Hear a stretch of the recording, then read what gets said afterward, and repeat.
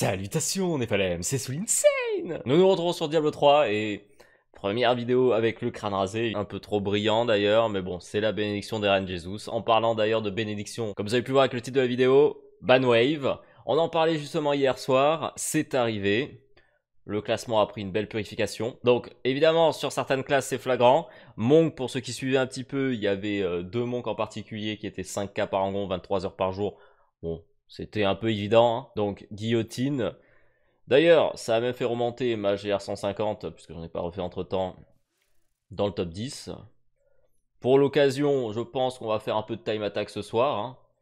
C'est en 10,57, on devrait probablement pouvoir prendre le top 1, top 2. Je ne sais pas pour l'instant la puissance de la Banwave, son intensité, mais ça a l'air d'être quand même pas mal. Là, a priori, il n'y a que des joueurs legit, hein.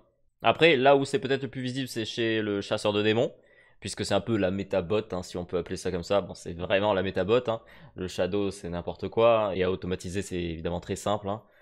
C'est no brain comme build. Je vois quelques noms qui ont sauté, mais comme je n'ai pas joué chasseur de démons cette saison, pour l'instant. Donc là, comme dit, je sais pas trop. Si vous jouez DH, dites-moi, hein, si vous êtes dans le top 200, ça serait peut-être encore plus visible, top 900, 500. Pour vous dire, certaines saisons où il y avait des banwaves bien fat, vous pouvez passer du top 500 à 300 ou 200 à 100, hein, tellement que c'était violent.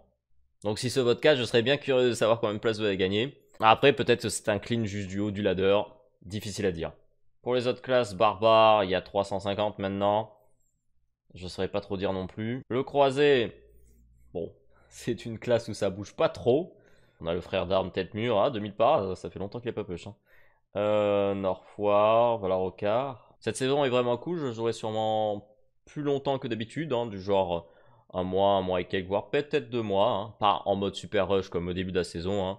On avait fait un énorme rush pour avoir la World First sur le Monk. Donc comme on l'avait dit, c'est une saison SSF, hein, full solo. Je joue pour l'instant principal Monk, hein, 155 heures. Mais on a aussi créé un croisé, hein, 2 heures, violent.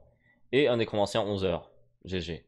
Alors évidemment, le Monk c'était très important pour le Rush World First et très bon XP, hein. Si vous voulez en soi faire beaucoup d'XP, vous jouez soit Monk, soit Chasseur de démons. Et après, Croisé et Sorcier sont quand même très bons. Mais comme dit, cette saison me plaît beaucoup plus que la 26 par exemple, la 26 qui était un peu fade avec les arènes. C'était moins bien que l'on pensait, hein. Bon, après, de toute façon, on a les arènes aussi en saison 27, hein, du coup. Là, pour l'instant, on est sur les nécromanciens, hein. Pourquoi on a si peu de temps de jeu dessus? Parce qu'on l'a stuff avec les cristaux de sang du moine, hein. Il a malgré tout un très très bon stuff, hein. D'ailleurs, on a eu l'arme primale hier en upgrade de faux, hein. On est actuellement en train de push à 150 sur le nécro du coup, et quand on aura fini nécro, on passera probablement sur sorcier, puis sur barbare, chasseur de démons, croisé, féticheur, là je sais pas trop. On va jouer comme dit 5-6 classes, voire peut-être toutes les classes si on a le temps. C'est le genre de saison qui m'amuse beaucoup. On a aussi bêta Diablo 4 dans le titre, alors c'est pas un bait, hein, c'est parce que c'est un peu une mise à niveau au niveau des informations. Je ferai d'ailleurs une vidéo bien détaillée, récap sur toutes les informations qu'on a sur Diablo 4, hein.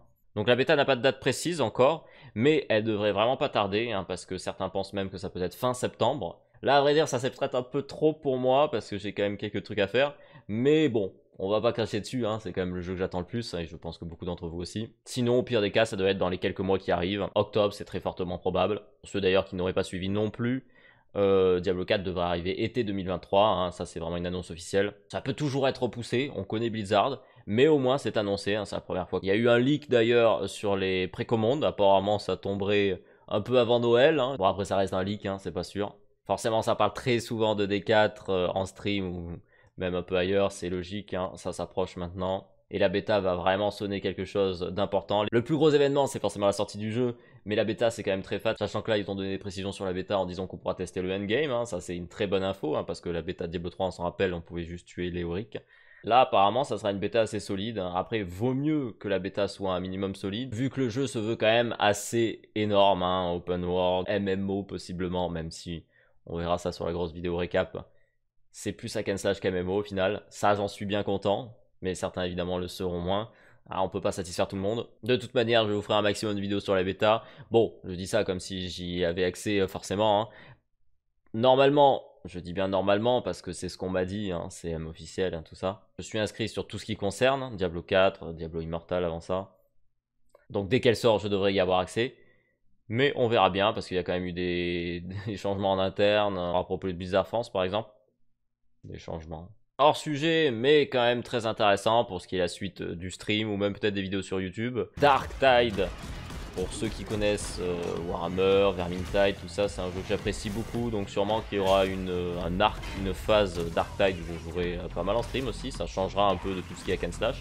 Après ça c'est pas vraiment pour tout de suite, hein, 30 novembre. Mais normalement ça devrait même bien tomber. Ceux qui connaissent pas, c'est un coop un peu basé sur le système de Left 4 Dead, mais en plus mode RPG. Plus bourrin aussi, avec des armes au cac. C'est un de mes jeux favoris à vrai dire, que j'ai découvert vraiment sur le tard, hein, puisque Vermintide 2 par exemple c'est sorti il y a très longtemps, et Darktide c'est un peu le 3, mais si vous aimez ce genre de jeu, franchement foncez, et si vous connaissez pas trop le genre, regardez quelques vidéos, de toute manière on peut retrouver Vermintide 2 à quelques euros. Et si vous savez pas vraiment à quoi jouer en ce moment, ça vaut au minimum le coup d'œil. Autre jeu encore, Torchlight Infinite, on m'en a pas mal parlé, j'ai regardé quelques vidéos, à vrai dire ça a l'air bien dynamique, bien fluide. Problème étant évidemment tout ce qui est pay to win, pay to fast, hein, les avis sont mitigés. Apparemment dans les prochains patchs, de grands changements seront apportés au niveau de la boutique, et ça devrait enlever tout ce qui est pay to win.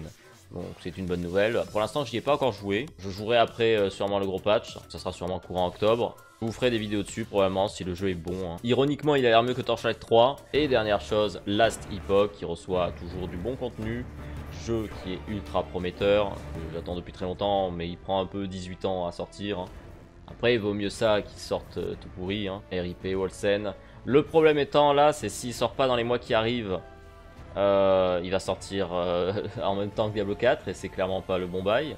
Donc soit en effet faut qu'il sorte assez rapidement, soit quelques temps après Diablo 4. Donc voilà, c'était un peu une vidéo news tout ça, et en même temps pour parler de l'avancement et du futur contenu qui arrivera à la fois sur le stream et la chaîne. En ce moment en général je stream 5-6 jours par semaine vers les 18h. Et vu le contenu qui approche, c'est plutôt nice. Voilà, j'espère que vous aurez apprécié la vidéo. Si vous avez des réflexions, commentaires ou même des idées de vidéos, je vous en prie. Je vous souhaite une très bonne soirée à tous, bon farm et surtout, Karen Jesus ou bénisse Farm et Falem. Merci.